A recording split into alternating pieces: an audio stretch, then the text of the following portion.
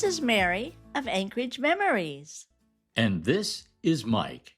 In this edition, we're looking at Anchorage Seward Highway memories, favorite places.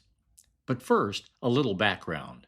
William H. Seward was the United States Secretary of State from 1861 to 1869. Seward negotiated the purchase of Alaska from Russia for $7.2 million in 1867.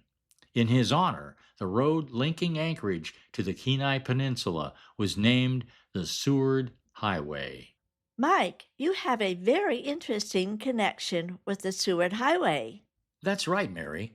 In 1950, our family moved to Anchorage because my dad had a job as a heavy equipment operator during the construction of the Seward Highway. When your dad's work was completed, the Seward Highway opened on Friday, October 19th in 1951. Well, it's been a lot of years since the highway opened, so in this edition of Anchorage Memories, we're looking at some favorite places along the famed highway. Remember the Kittyland Amusement Park? It was located just off the Seward Highway. It had all kinds of fun rides for kids, but the best ride was the mini Alaska Railroad train ride. Oh, yeah. And out on the Seward Highway in the mid-1950s was a dirt track, and every Sunday they held races. Now, my dad was a mechanic on a race car he owned with a driver. They raced every Sunday on the Seward Highway dirt track, and it was a lot of fun. And whenever you had guests come to Alaska, the birdhouse was on the list for places to visit. Located on the Seward Highway near Bird Creek, the birdhouse was a one-of-a-kind Alaska bar. A large bird attached to the outside of the log building welcomed you, and inside was a sight to see. All kinds of things hanging from the walls and ceiling.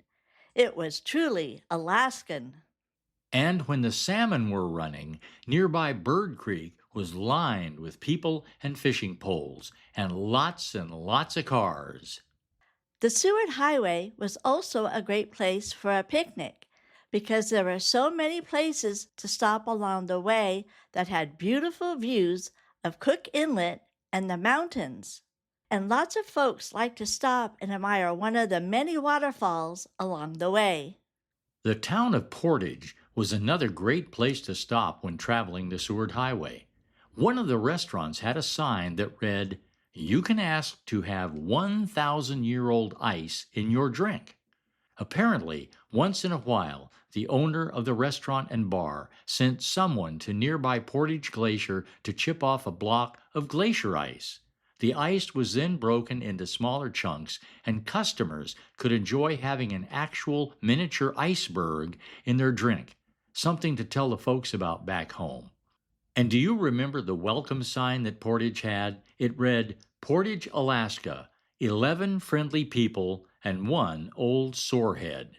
Well, the 1964 Great Alaska Earthquake destroyed the town, but we have always wondered, what happened to that 1 old sorehead?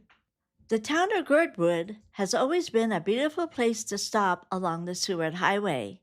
Today it hosts Alyeska Resort, a world-class ski hill where Mike and I have skied many times. Yes, the Seward Highway offers unsurpassed scenic beauty and a lot of places to spend some time. It's also filled with rich memories. And speaking of memories, here's a memory from our Anchorage Skiing Memories edition. Lawrence sent in this. "I really enjoyed cross-country skiing at Russian Jack Park in the late 1970s. It was also great for sledding." Well, thank you, Lawrence, for sending that in. Driving down the Seward Highway was a lot of fun. What are your memories? Until next time, Mike and Mary, the Anchorage, Alaska Memories Club.